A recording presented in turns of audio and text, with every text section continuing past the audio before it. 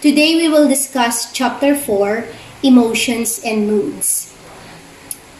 Why were emotions ignored in organizational behavior? The myth of rationality. Emotions were seen as irrational. Managers worked to make emotion-free environments. View of emotionality. Emotions were believed to be disrupted. Emotions interfered with productivity. Only negative emotions were observed. Now we know emotions can be separated from the workplace. What are emotions and moods? Emotions, intense feelings that are directed at someone or something. When we say moods, feelings that tend to be less intense than emotions and that lack a contextual stimulus.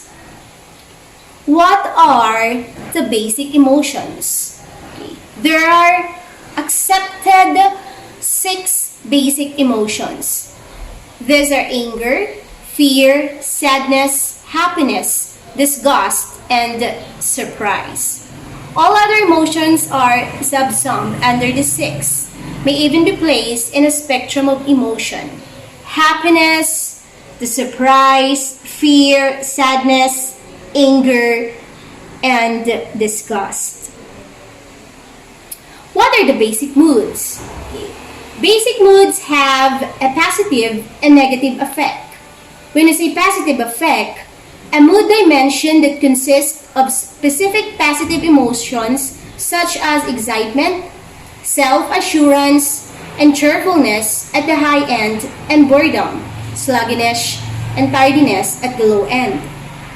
When you say negative effect, a mood dimension that consists of emotions such as nervousness, stress, anxiety at the high end, and relaxation, tranquility, and poise at the low end. When we say positivity offset, the tendency of most individuals to experience a mildly positive mood at zero-in point, when nothing in particular is going on. Evolutionary psychology, an area of inquiry which argues that we must experience the emotions we do because they serve a purpose. This is a positive and negative effect. Okay? So high negative effect, there is tense, nervous, stressed, and upset. And low positive effect, sad, depressed, bored, and fatigued. When we go to high positive effect, alert, excited, elated, and happy. And low negative effect, content, serene, relaxed, calm. What is the function of emotion? Emotions can aid in our decision-making process. Many researchers have shown that emotions are necessary for rational decisions. Sources of emotion and mood. Personality, day and time of the week.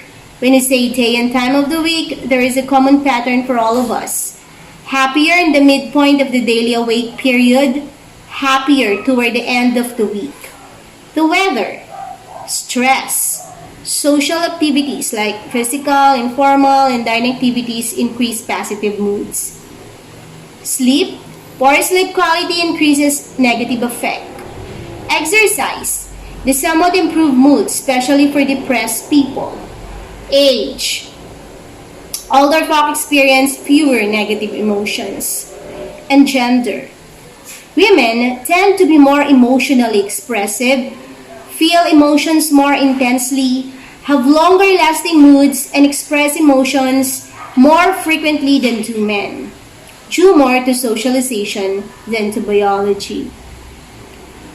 What is an emotional labor? An employee's expression of organizationally desired emotions during interpersonal transactions at work.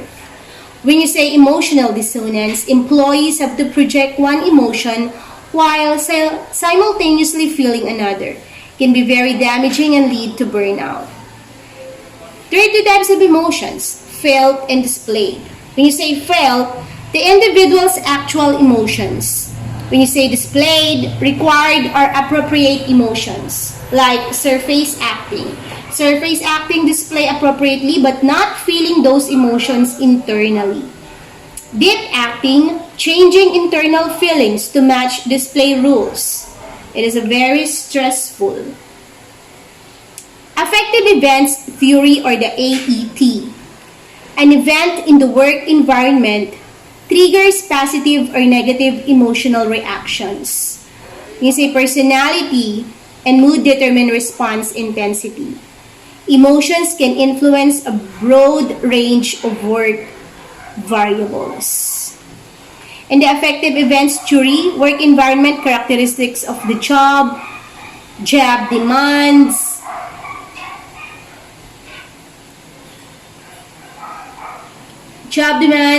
requirements for emotional labor. It goes with the work events, daily hassles, daily uplifts, and then emotional reactions, positive and negative. The emotional reactions will lead if the job satisfies you, job satisfaction and job performance. Personal disposition is the personality and mood. Implications of AET. An emotional episode is actually the result of a series of emotional experiences triggered by a single event. Current and past emotions affect job satisfaction. Emotional fluctuations over time create variations in job performance. Emotion-driven behaviors are typically brief and variable. Both negative and positive emotions can distract workers and reduce job performance. Emotions provide valuable insights about behavior. Emotions and the minor events that cause them should not be ignored at work. They accumulate. What is emotional intelligence? Emotional intelligence is a person's ability to be self-aware, recognizing own emotions when experienced, detect emotions in others, manage emotional cues and information. Emotional intelligence plays an important role in job performance. Emotional intelligence is controversial and not wholly accepted. Okay. Case for emotional intelligence: intuitive appeal, predicts criteria that matter, is biologically based. Another one is too vague a concept, can't be measured, its validity is suspect. Organizational behavior applications of emotions and moods. These are selection. Emotional intelligence should be a hiring factor, especially for social jobs. Decision making. Positive emotions can lead to better decisions. Creativity. Positive mood increases flexibility, openness, and creativity. Motivation. Positive moods affects expectations of success, feedback, amplifies this effect. Leadership. Emotions are important to acceptance of messages from organizational leaders. Negotiation. Emotions skillfully displayed can affect negotiations. Customer service. Emotions affect service quality delivered to customer, which in turn affects customer relationships. Emotional contagion, catching emotions from others. Job attitudes can carry over to home, but dissipate overnight. Deviant workplace behaviors. Negative emotions lead to employee deviance, actions that violate norms and threaten the organization. Managers' influence. Leaders who are in good mood, use humor, and praise employees increase positive moods in the workplace. What is the global implications? Do people experience emotions equally? No. Culture can determine type, frequency, and depth of experienced emotions. Do people interpret emotions the same way? Yes.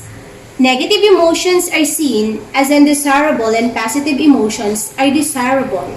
However, value of each emotion varies across cultures. Do norms of emotional expression vary? Yes. Some cultures have a bias against emotional expression. Others demand some display of emotion. How the emotions are expressed may make interpretation outside of one's culture difficult. This is a summary and managerial implications. Moods are more general than emotion, and less contextual. Emotions and moods impact all areas of organizational behavior. Managers cannot and should not attempt to completely control the emotions of their employees. Managers must not ignore the emotions of their coworkers and employees. Behavior predictions will be less accurate if emotions are not taken into account.